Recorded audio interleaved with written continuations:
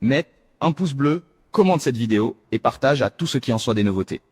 Joseph a rêvé que ses frères se sont prosternés. Mais avant que ça se réalise, il a mis un enfant au monde qu'il a appelé Manassé. Et Manassé signifie Dieu m'a fait oublier. C'est une maladie, j'ai laissé, j'ai pardonné. Après, il a mis un enfant au monde qu'il a appelé Ephraïm. Ce qui signifie double portion de bénédiction. La double portion que tu chantes là où tu dis dou, la faveur d'en haut, là, voilà. Dans la Bible, on appelle ça Ephraïm. La double portion.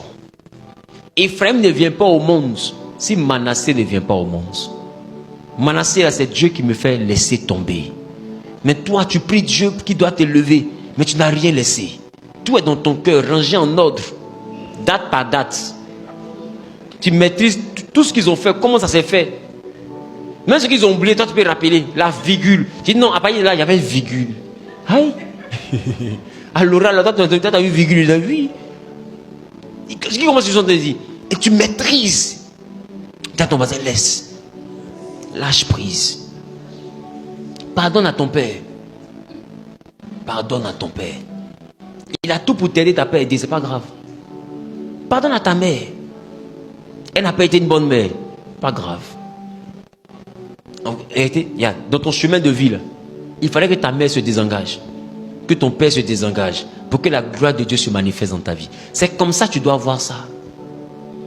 Pardonne à tes frères. Ils ont joué leur rôle dans ta vie. Tu sais, les frères de Joseph, là, Joseph leur doit tout.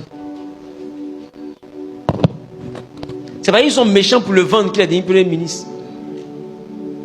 Imagine-toi s'ils étaient gentils.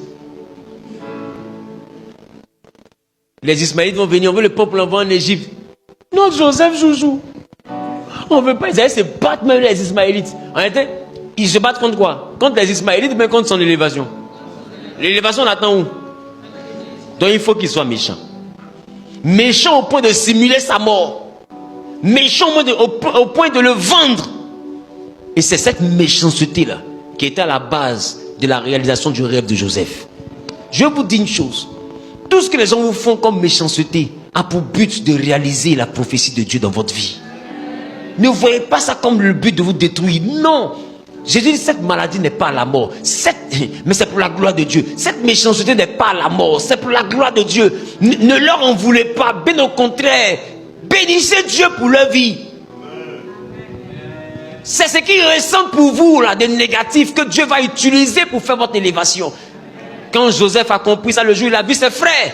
Il dit le mal que vous avez voulu me faire, Dieu l'a changé en bien. Il n'a pas dit Dieu a fait du bien. Il dit Dieu a changé. C'est-à-dire que la méchanceté du méchant, c'est ça que Dieu prend puis change. Donc Dieu transforme. C'est comme la méchanceté, c'est une matière première que Dieu utilise pour faire le bonheur. Tu dois leur dire merci. Parce que la femme puissante que tu es en train de devenir, c'est rattaché à tous ceux-là. Le grand homme que tu vas devenir, c'est à cause de tous ceux-là. Tout le mal qu'ils t'ont fait contribuera à ton élévation. Donc pourquoi tu charges ça comme si t'ont trop fait du mal? Joseph, mais bien au contraire, il les a nourris. Parce que c'est à cause d'eux qu'il est devenu premier ministre. Sinon, qui a envoyé en Égypte? C'est pas Jacob qui a envoyé là-bas. Parce que depuis que Rachel est morte, il a pris les enfants de Rachel en des bayas. Ils ne peuvent pas bouger.